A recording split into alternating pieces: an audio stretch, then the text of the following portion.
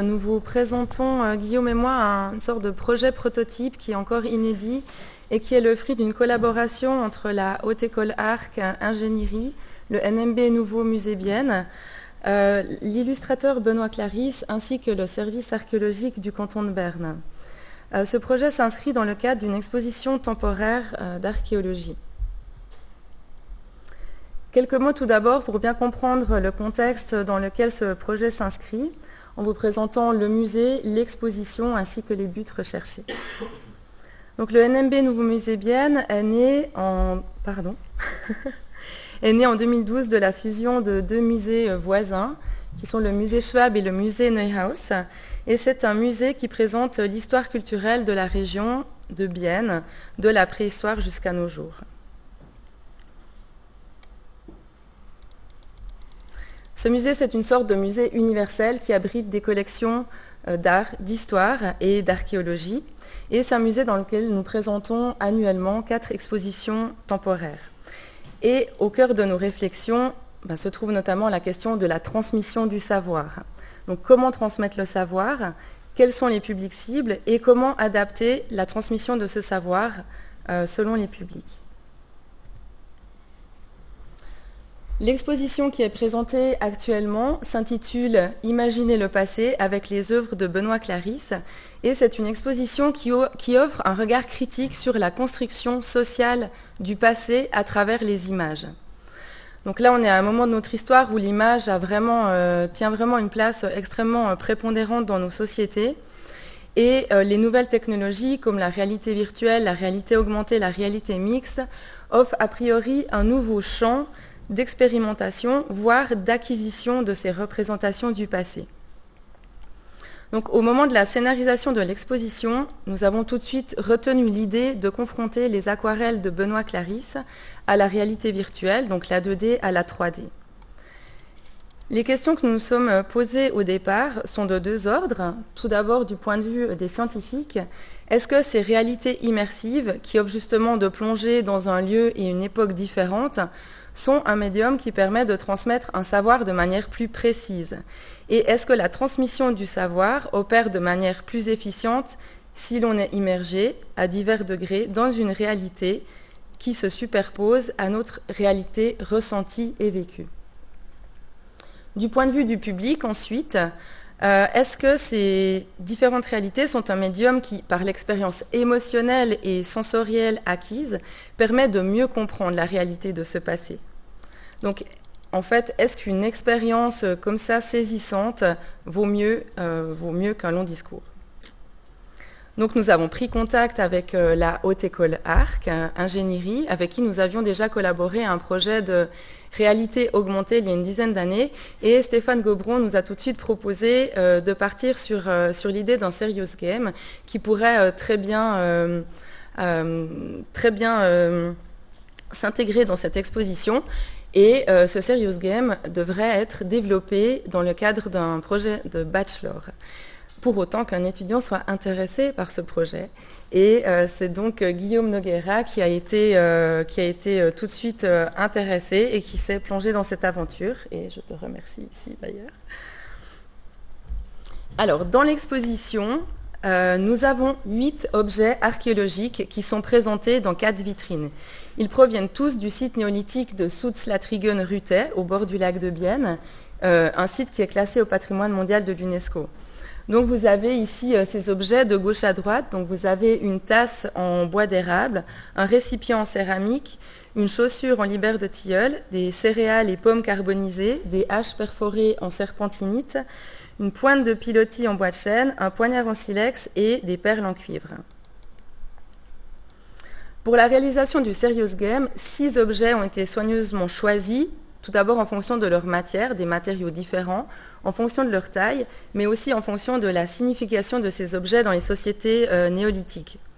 Nous avons donc laissé de côté la chaussure, donc ce truc tout plat là, qui se trouve à droite, ainsi que les graines carbonisées, aussi simplement parce que la manipulation de ces objets archéologiques est extrêmement compliquée. Ce sont des objets qui sont extrêmement fragiles et le service archéologique du canton de Berne était chargé de la photogrammétrie, de ces objets, et c'est des objets qui étaient extrêmement difficiles à déplacer. Et du coup, on a laissé tomber ces 2 objets. Ensuite, ces 8 objets exceptionnels constituent en fait le point de départ d'une scène de vie que Benoît Clarisse, on voyait ici le crâne, a réalisé spécialement pour l'exposition, pour redonner vie justement au village de Soutz-la-Trigonne. Et le défi de Benoît Clarisse, c'était vraiment de replacer chacun de ces objets dans cette illustration. Alors, à quoi ressemble cette illustration ? La voici. Donc, nous nous trouvons sur la rive sud du lac de Bienne, en 2700 avant Jésus-Christ. Il y a des personnages qui sont arrivés dans le village après un long voyage. Vous avez sur la partie gauche un homme qui se désaltère, pendant que sur la scène centrale, ce que vous pouvez observer, c'est une femme à gauche qui est aussi une voyageuse et qui est en train d'échanger avec un couple de villageois le magnifique poignard en silex que vous avez pu observer, contre en échange des perles en cuivre qu'elle est en train de regarder comme ça de manière très très intéressée. Et puis vous avez sur la partie de droite 2 enfants qui font connaissance et puis le reste de villageois qui vaquent à leurs occupations. Donc voilà, maintenant tous les éléments nécessaires à la mise en place de ce jeu sérieux sont à présent réunis. Et nous pouvons dès lors relever pour ce jeu 4 paradigmes, donc le monde réel, la salle dans laquelle nous nous trouvons, dans laquelle vont se trouver les visiteurs avec ses vitrines, ses objets, l'illustration en tant qu'objet réel, et ensuite on aura l'environnement virtuel qui représente le monde réel et la représentation de l'illustration en tant qu'objet virtuel. Et maintenant je vais donner la parole à Guillaume qui va pouvoir vous présenter le jeu. Merci. Alors, donc, il s'agit vraiment d'une installation qui est orientée principalement, à l'instar du projet précédent, pour les enfants et jeunes visiteurs, autant au niveau du ton que de l'accessibilité.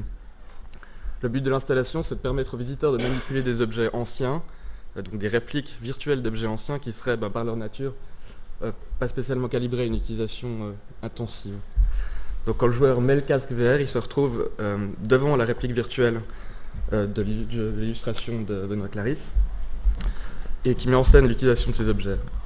Les objets sont effacés dans la réplique et le but c'est qu'ils replacent donc les objets 3D dans l'illustration.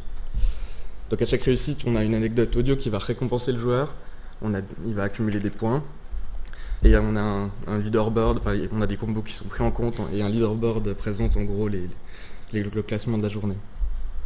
Mais je vais venir aussi surtout sur les contraintes qu'on a rencontrées qui finalement ont en fait forgé plus ou moins le projet. Donc un musée, c'est beaucoup d'utilisateurs différents. On s'adresse principalement aux enfants, mais les familles risquent aussi de vouloir essayer. Donc on voulait éviter vraiment le motion sickness, histoire de ne pas non plus donner une impression négative. Il y a des solutions médicales qui existent, mais on ne voulait pas transformer le musée en dispensaire. Donc on a choisi d'utiliser le HTC Vive, qui avec la liberté de mouvement permet beaucoup de réduire ça. On évite tout mouvement brusque, pas de téléportation. Et on n'était pas encore au bout de nos peines. Donc voici l'endroit où on voulait installer l'installation, donc entre les 2 pylônes et l'illustration. Mais le problème c'est que on a ces 2 pylônes qui peuvent poser des problèmes. Et l'idée c'est que l'utilisateur, quand il met le casque, il doit se retrouver dans le même environnement que le musée pour ne pas être déstabilisé, toujours dans cette idée de mettre les gens plus ou moins à l'aise. Donc on a déplacé l'endroit, on l'a mis un petit peu derrière les pylônes, on voit qu'il y a ces 2 tables. Et l'idée c'est que les 2 tables blanches sur lesquelles sont posés les objets dans le jeu sont présentes des 2 côtés. Donc on a vraiment une relation entre jeu et réalité. On évite aussi ainsi que quelqu'un qui n'est pas habitué à essayer de s'appuyer sur les tables et se retrouve par terre. Donc voilà, c'est vraiment... Et puis voilà, les pylônes qui sont modélisés dans le jeu permettent aussi d'éviter qu'on se cogne dessus, quoi. Et en plus, au lieu maintenant, du coup, on était un peu trop loin, donc au lieu de replacer directement les objets dans le tableau, on va juste les tenir et on utilise un ray tracing pour déterminer leur position sur le tableau. Et toujours dans l'idée de simplifier au maximum l'utilisation, vu que toujours on a beaucoup de gens, il y a des systèmes qui sont en place pour éviter, pour que l'application puisse tourner en boucle. Donc si un objet tombe par terre, il va réapparaître sur la table. On a un timer qui détecte si le casque est plus utilisé, si quelqu'un l'a laissé au milieu, pour que l'expérience redémarre. Et puis on a plusieurs, du feedback visuel, des choses comme ça pour aider les gens. Et puis pour revenir sur la partie sérieuse, on pense que l'intérêt, l'amusement, c'est vraiment le b.a.-ba de l'apprentissage. On suppose qu'un joueur qui s'amuse, qui va être impliqué, il va beaucoup mieux mémoriser une expérience, même si le domaine de base ne l'intéresse pas forcément. Les anecdotes audio sous la forme de dialogues enregistrés en français et en allemand par le musée permettent d'inclure les enfants qui ne sauraient pas encore lire aussi.